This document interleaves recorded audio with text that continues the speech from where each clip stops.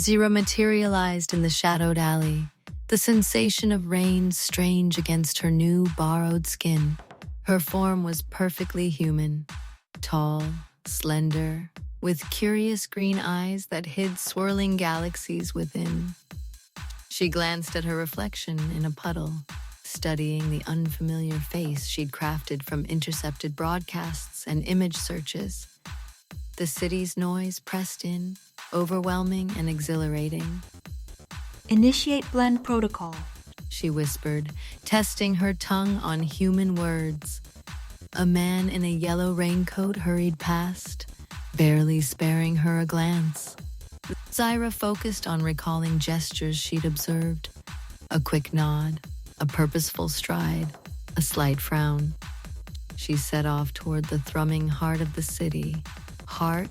No, central circulatory pump, thudding with anticipation and unease. Zyra slipped inside, blinking at the sudden warmth. She chose a booth in the corner, fingers awkward around the menu. The words seemed friendly, but the choices were bewildering. She observed the ritual. A waitress approached, pen poised. Nearby, a trio of friends debated loudly over pie. Maggie, the waitress, a cheerful woman with a tired smile, approached. What can I get you, hon? I would like the food. Zyra replied, uncertain. Maggie blinked, then grinned. We got a lot of that. How about a burger and coffee?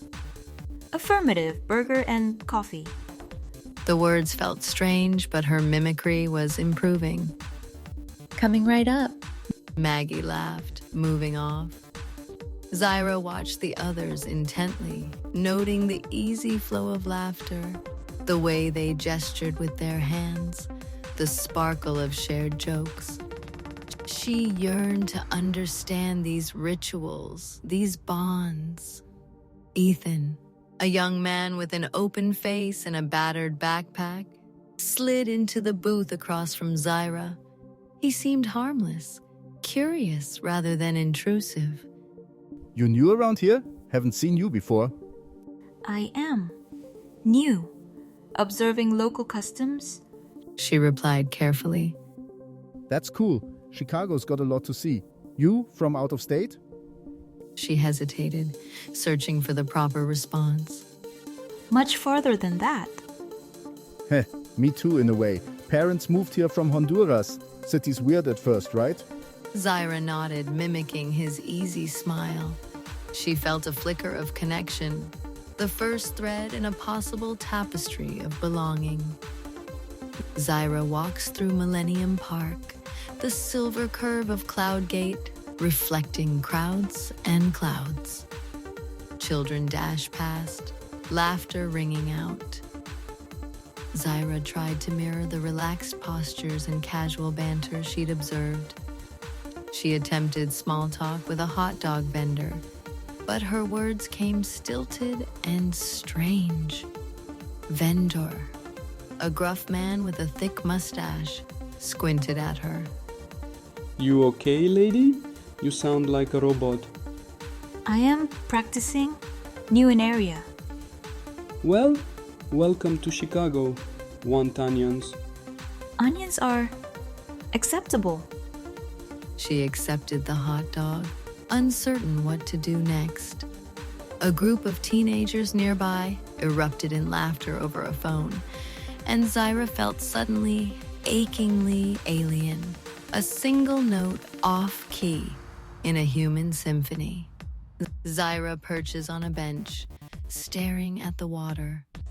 Ethan finds her there, concern etched on his face.